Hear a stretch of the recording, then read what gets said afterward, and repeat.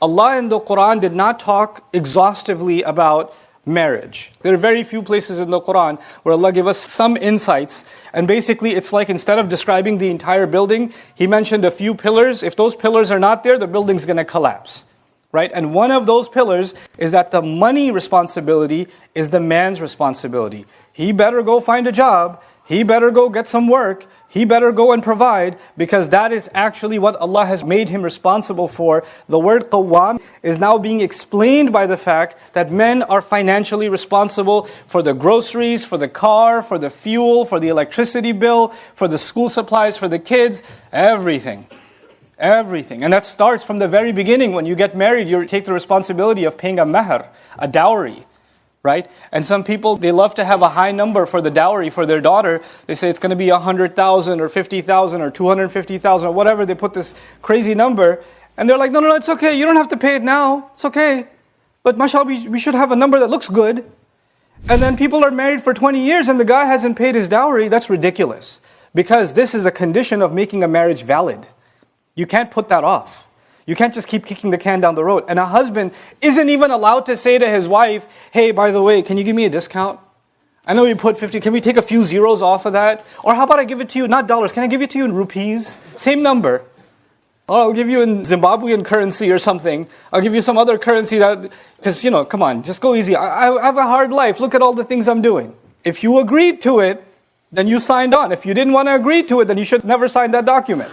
You're actually not even allowed to hint that you have trouble paying your mahr. Men aren't even allowed to hint at that.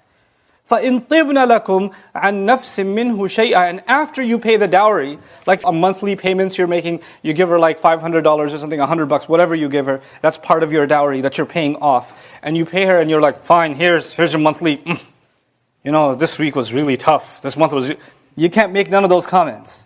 Once you're handing that money, you're not even looking at that money anymore. It ain't yours. That's part of being a man, according to the Qur'an. It's part of being rijal qawamun ala nisa. One of the reasons I was pushed to give this lecture is because lots of people email me all kinds of questions. And there are many men around the world whose wives are being told to go get a job and work while they're sitting at home. Muslim men. And they're saying you have to obey your husband. What religion is that? Allah Azza wa Jal made men responsible financially. And they can't even say, we're having a hard time, you need to earn this or that. Look, if there's a desperate situation and a wife decides to go get a job and support financially or do on her own, that's a voluntary thing she's doing that she cannot be told to do. And if she does that, if she does get a job, if she does have a business, if her father left behind some stores or some property in her name, and you're like, can we get some of that too? Because I'm your family. No, that's her money. You can't touch it. Allah made this equation in which she has a financial advantage, meaning your money is basically hers. And her money is hers. And you can't look at it. You can't keep your eye on it.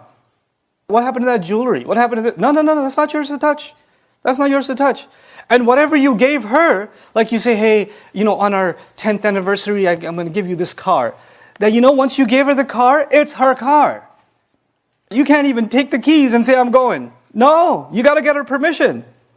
And she better give it on her own good free will. No pressure, not even unspoken pressure that you could touch that car. Because you gave it up. It's done. It's done. وَآتُوا النِّسَاءَ صَدُقَاتِهِنَّ نِحْلَةً. Give women their gifts happily and freely.